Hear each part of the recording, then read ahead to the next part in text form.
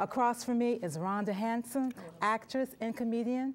Next to her is Anika Daniels Osaze. That's fine.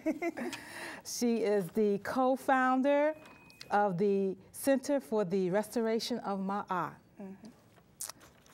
Can you state some facts about domestic violence, Anika? Sure. Although it's common for us to hear that 1 in 4 women have been affected by domestic violence, that's based on what's been reported. Now, according to the CDC, 32 million Americans have been affected by domestic violence, which is over 10% of the population. Okay. How about you, Rhonda? Well, I'm really outraged. The American Medical Association reports that family violence costs our nation $5 to $10 billion annually in medical expenses, police and court costs, shelter and foster care, sick leave, absenteeism. I mean, this is ridiculous. These people are messing up with my tax money.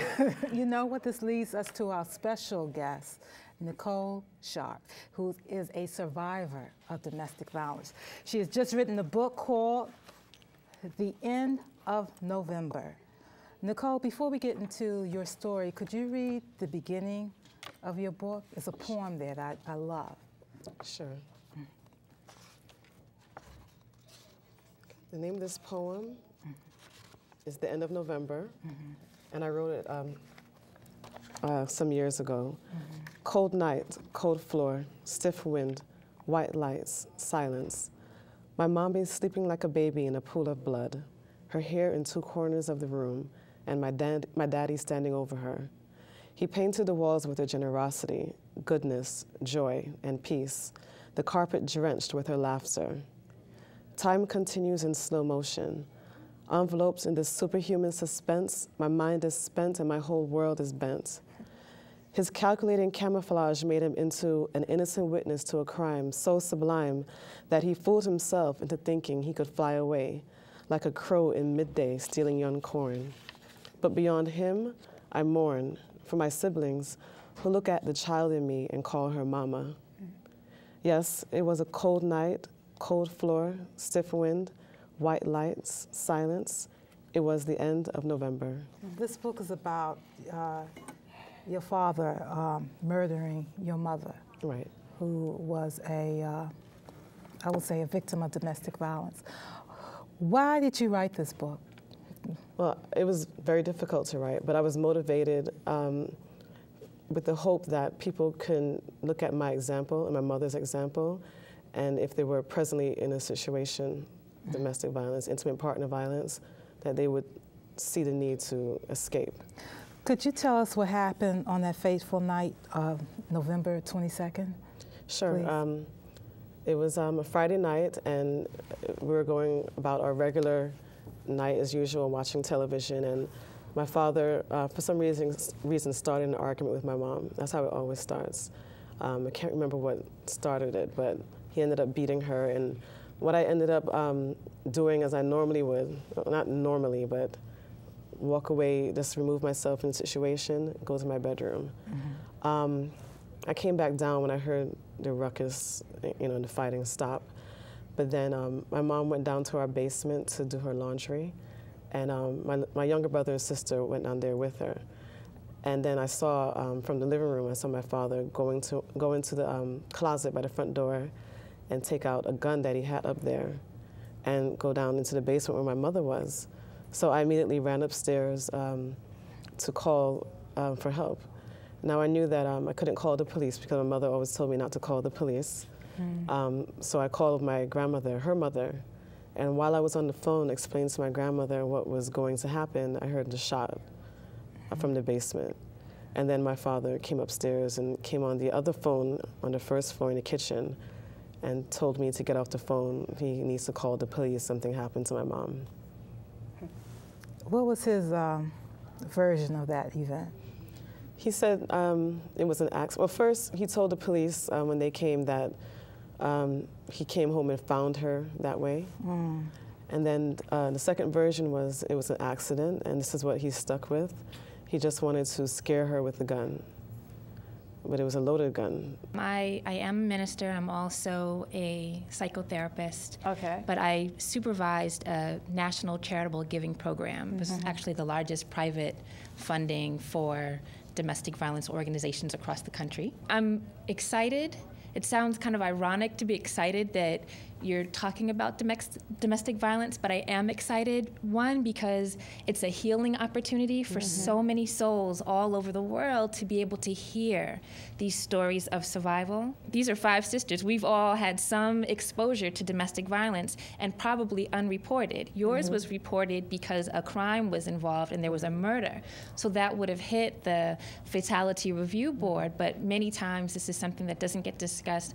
But you mentioned faith and your spiritual walk. And so I wanted to just talk about how sometimes because we're spiritual, we may only pray and not take action. And prayer is also about having wisdom and asking for guidance about exactly what to do in those situations. So a mom she's in a domestic violence situation, and she told her son every time afterwards, don't ever do this to any woman that you love. This is not okay. This is not right. I just remember that night when we got into an argument because I made more money than he did, and I took care of most of the bills, and I wanted to go back to, I was living in Atlanta at the time, come back to New York for a wedding. And he was just so frustrated, and the only way he can get his point across was by putting his hands around my neck and headbutting me. And then he said, then when I would not hit him back, because I realized the craziness, he said, hit me back, come on, don't sit there, I just want you to hit me back. And I knew from then that that was his way of telling people, well, she started it. And that's why it was just very frustrating. And then months later, he said, oh, I'll never do it again, I'll never do it again. And then he realized that our relationship wasn't gonna make it because I saw the craziness in him. And then I guess he felt I was falling out of love with him. And I happened to be 4 months pregnant. Wow, okay. And he tried to kill me Really? by feeding me peanut butter because I'm allergic to peanut butter, definitely allergic to peanut butter. That there are a large percentage of women who are pregnant when they are abused by these men, and it is just horrific. I just wanna take you home now. You can start again. Just rest your head on my shoulder. Don't you wear heavy, my friend. I just wanna take you home now. Stay as long as you like. I'll keep my arms around you. It's gonna be alright. Why, oh, why did you say, oh Lord, and let him treat you that way? I don't understand, no. Why, oh, why wouldn't you leave? When all he did was make you, make you scream, make you bleed, make you fall to your knees, baby girl. Why, oh, why did you say, oh Lord, and let him treat you that way? I don't understand, no. Why, oh, why wouldn't you leave? When all he did was make you scream. Have you forgiven your father? Very recently, I have. And you know, forgiveness is, I've come to realize very recently that it's not for that other person, it's for you to let go of all that negativity. And since I know that I have now, because I don't feel that weight, you know, on me anymore. So I can say that I have forgiven him. I don't condone anything that he has done to my mom. It's so wrong, but that has nothing to do with it. I forgave him for what he did. Well, I think that's keeps me great, at peace. especially for your self-benefit, because holding on to that bitterness and that anger really, it breaks you down. I do want to say this, what can family members do? Because I feel that victims of domestic violence are isolated by their family and friends. There's a saying that she must like it, he or she must like it because they're still there. I say no. Here, and I want everyone out there to know that men who matter don't batter. Keep your hands to yourself. Okay. My Anika. favorite quote is always, I am that I am, a shining being dwelling in the light of the Most High. If you need help, please call 1-800-621-HOPE. That's 4673 in New York City.